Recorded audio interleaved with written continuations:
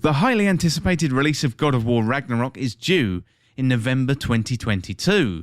There's a lot to live up to the sequel, given God of War was regarded as one of the best games of 2018 and one of the best games of the last generation. So Sony Santa Monica Studios were holding back the release date until very recently, and if it can stick to that date, then it could be that Elden Ring finally has some competition when it comes to Game of the Year 2022. God of War Ragnarok is set a few years after the reboot of God of War, so the freezing winds of Filbul winter have come to Midgard, making survival for Kratos, Atreus and Mimir in the Norse wilds even more challenging than before, Sony said on their blog. Now, while the last game built an enormous amount of trust and understanding between father and son, there's still a great deal of complexity in their interactions, especially after the revelation of Atreus' giant heritage and a hidden prophecy only Kratos saw. Like most young people, he wants to understand who he is more than anything. In this case, he wants to understand who he could be. The mystery of Loki's role in the upcoming conflict is something that Atreus cannot let go of. He wants to keep his family safe, but Atreus also doesn't want to stand by and do nothing while conflict consumes the Nine Realms. Well, regarding Kratos, he wants to keep his son safe above all, and their confrontation with Baldur has vindicated the belief that only tragedy will come from further entanglements with the Azir, reads the game description. Well, together, Kratos and Atreus will have to make a choice about which path they take. Whatever they choose will define the fate of all those living in the Nine Realms as Ragnarok approaches. Well, we see some familiar characters returning to Ragnarok. Freya is back, once a friend of Kratos, but now an angry enemy. We wanted to remind players that Freya isn't just a terrifyingly powerful user of Vanir magic, but also she's a formidable warrior in her own right. Enraged by Kratos' envision of justice by her hand, Freya will turn every weapon at her disposal towards her son's killer, Sony said. Also Thor, who showed up at the end of God of War, is no doubt angry that Kratos has killed his sons and half-brother. Well, Thor's legendary bloodlust and wrath will be aimed at Kratos and Atreus, referred to disparagingly by Mimir as the biggest butchering bastard in the Nine Realms. Thor earned his title as one of the most powerful Azir gods by wiping out nearly all the giants at Odin's command. Regarding the gameplay, God of War Ragnarok looks to build on the success of 2018's God of War with a familiar feel. As a team, we've worked hard to take our learnings from God of War and improve on that combat to feel fresh yet familiar. With God of War Ragnarok, one of our main goals was to push player choice in combat, whether it's through hard-hitting combos and mastery of elements or clever defensive tactics. You're going to find plenty of opportunities to fight alongside our duo in a way that feels uniquely expressive, Sony said. Well, the enemies in God of War Ragnarok are set to be harsher and more varied, so Kratos and Atreus will take on new enemies including the Stalker and the Dreki.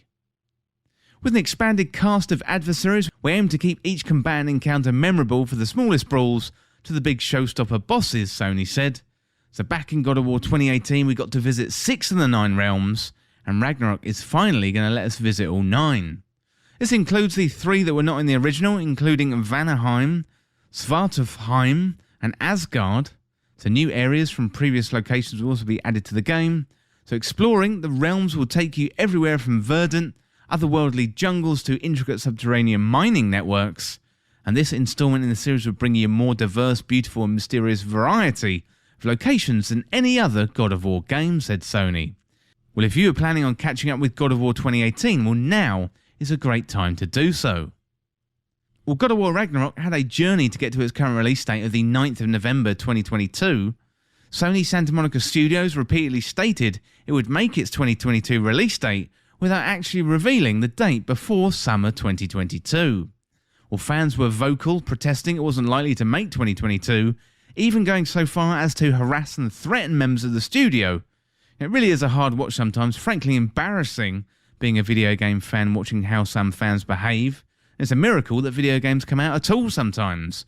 We should be praising and supporting the developers for creating a world that we love to spend so much time in, but a small minority seems to want to ruin it for everybody. Well, regarding the release date, members of the studio said, "We haven't said a lot about it, and that is because everyone is heads down, hard at work. We are perfectionists. Everyone is tightening up the graphics. There's so much going on right now that I just wish we could share it with you, but it's not ready to be shown. I guarantee the moment, the very second we have something ready to share, we're going to share it with you all. We don't want to hold any of this back, so please hold tight and know that something cool is coming. And we, everybody here at Sony Santa Monica, is so incredibly thankful for all the support you have given us, said Cory Barlog. Well, it is fair for fans to speculate regarding the release date in a sensible manner, and definitely without threats. Originally, it was set for 2021, that was pushed back to 2022, with one of the reasons being Kratos' voice actor having major surgery.